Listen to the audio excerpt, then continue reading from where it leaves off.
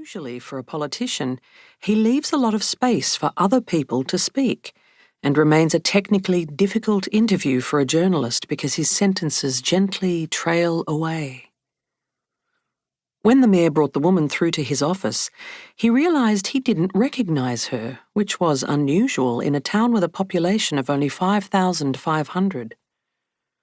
While the stranger continued to insist she couldn't tell Ferrier her name, what she did tell him, and with some urgency, was that she held grave fears for the safety of one particular family in Biloela.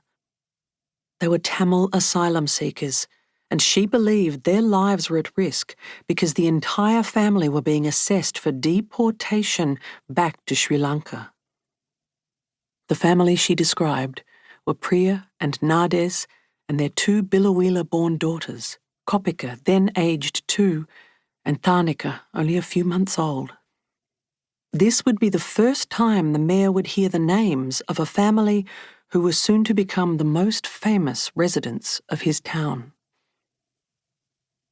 By 2017, even in the conservative heartland of rural Biloela, the strident anti-refugee policies of the then Australian government were crystal clear to anyone who could switch on a TV. While Ferrier didn't know Priya and Nades personally, he did know that Tees, the local meatworks where Nades worked, was reliant on workers like Nades. People willing to do deeply unpleasant jobs that Ferrier says many Australians aren't keen to do. Jobs that remain filled by people from approximately 24 nations other than Australia. And besides, a simpler chord of disbelief struck Ferrier. This couple had 2 baby daughters, both born in Biloela. Surely the government wouldn't take a local family with baby girls away from the town. After the woman left, a concerned Ferrier discreetly contacted his local federal MP, Ken O'Dowd, a member of the Liberal National Party of Queensland, and consequently a member of the coalition government then in power in Canberra.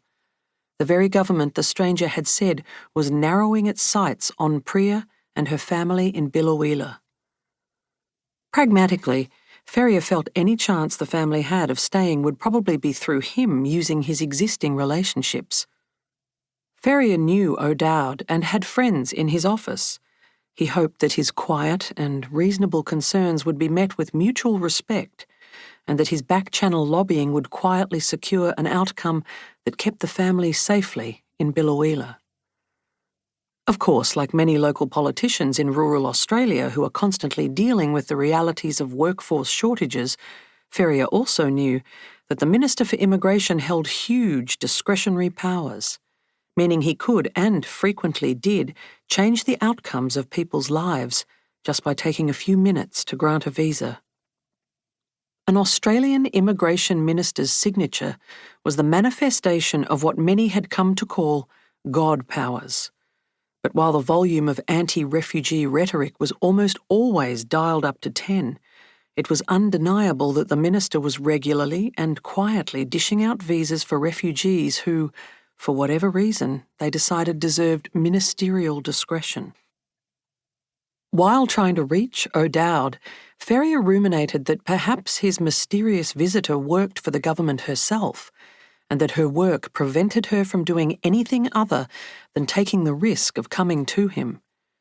By this time, medical staff, including doctors, had faced the threat of serious legal action by the Australian government for speaking out on behalf of seriously ill refugees in detention centres.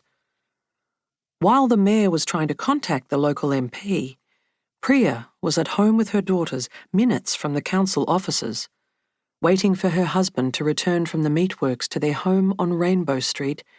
She was oblivious to what was going on just up the road.